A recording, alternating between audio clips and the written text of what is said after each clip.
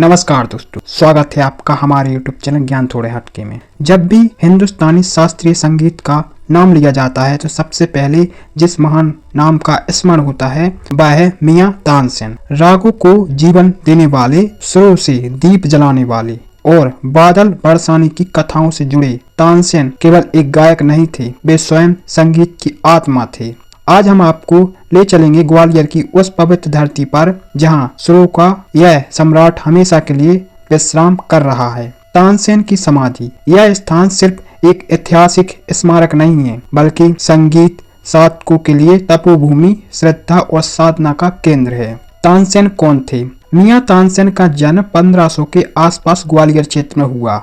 उनका मूल नाम रामतनु पांडे था। बचपन से ही उनमें संगीत के प्रति अद्भुत प्रतिभा दिखाई देने लगी थी। तानसेन ने संगीत की शिक्षा प्रसिद्ध संत संगीत स्वामी हरिदास से प्राप्त की, जिनकी साधना वृंदावन और ग्वालियर क्षेत्र में प्रसिद्ध थी। धीरे धीरे तानसेन की ख्याति पूरे उत्तर भारत में फैल गई और यह प्रतिभा अनंत मुगल सम्राट अकबर तक पहुंच गई। अकबर के दरबार में तानसेन। मियां तानसेन अकबर के नवरत्नों में से एक थे। अकबर स्वयं संगीत प्रेमी थे और तानसेन को असाधारण सम्मान देते थे। कहा जाता है कि जब तानसेन गाते हैं तो दरबार में समय रुक सा जाता था। उनके गायन में इतनी शक्ति थी कि वे राग दीपक से दीप जला देते और राग में मेघ मल्हार से वर्षा करा देते थे। भले ही यह कथाएं प्रतीकात्मक हो, लेकिन उनकी महानता को दर्शाती हैं। तानसेन ने कई रागों की रचना या उन्हें व्यवस्थित किया, जिनमें प्रमुख है राग दरबारी,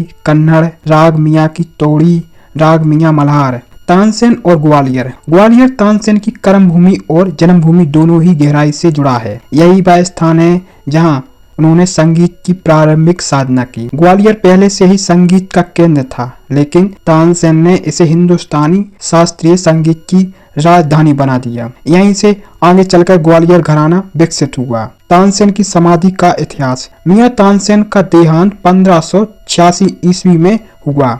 उनकी अंतिम इच्छा के अनुसार उन्हें ग्वालियर में उनके गुरु स्वामी हरिदास की समाधि के पास दफनाया गया। यहीं पर आज तानसेन की समाधि स्थित है। यह स्थान समय के साथ एक सांस्कृतिक और आध्यात्मिक तीर्थ बन गया। मुगल काल से लेकर सिंधिया राजवंश तक इस समाधि का संरक्षण किया गया। आज यह भारतीय पुरातत्व संरक्षण द्वारा संरक्षित स्मारक है। समाधि की वास्तुकला। तानसेन की समाधि अत्यंत सादगीपूर्ण इस्लामी स्थापित शैली में बनी है। सफेद रंग की संरचना, गोल गुलबंद, चारों ओर शांति का वातावरण। यह सादगी ही इस स्थान की सबसे बड़ी खूबसूरती है, जो यह संदेश देती है कि संगीत का सम्राट भी जीवन में विनम्र था। तानसेन संगीत समारोह। हर वर्ष नवंबर दिसंबर के महीने में यहाँ तानसेन संगीत समारोह आयोजित होता है। यह भारत का सबसे प्रतिष्ठित शास्त्रीय संगीत समारोह माना जाता है। देश विदेश के महान कलाकार यहाँ आकर तानसेन को श्रद्धांजलि देते हैं। इस दौरान रात्रिकालीन शास्त्रीय संगीत, रागों की शुद्ध प्रस्तुति,